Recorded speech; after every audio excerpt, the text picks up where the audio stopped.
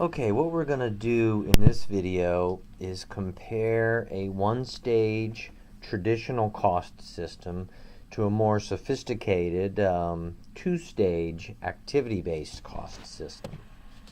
If we look at the traditional one-stage system, traditional overhead costing, we could also call it, it's referred to as the peanut butter spread approach. And as you can see here, what we have in the top boxes, we have all the different types of overhead that we might have in an organization, and all those overheads get collected together and what we would say is pooled into one overhead cost pool, which I've labeled here as the production cost center of $806,000.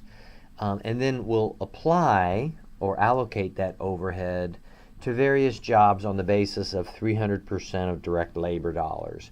And off to the left, as you see here, we've got direct material labor.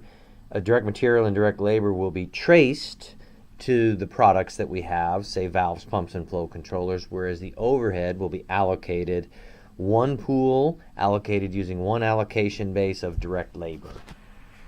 An activity-based cost system is a little more sophisticated, and what we'll have in the top area is all our resource spending that we're doing in an organization is generating this overhead. The resource drivers, or what's causing that overhead to be incurred, are different activities.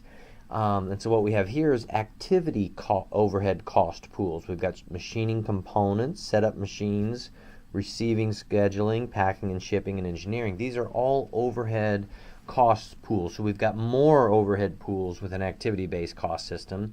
So really what we're doing in stage one is coming up with a number of overhead cost pools, and then in stage two what we're going to do is then allocate each of those overhead pools, and notice our activity cost drivers have been tailored for that particular overhead pool. Machining components, we'll use an activity cost driver of machine hours to allocate overhead to valves and to pumps and to flow controllers.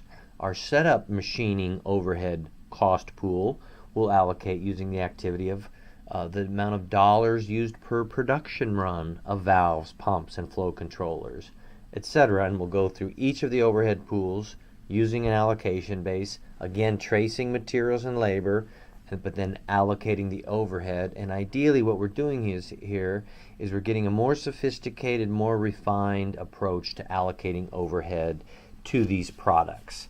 And that's what the goal of the activity-based costing system is.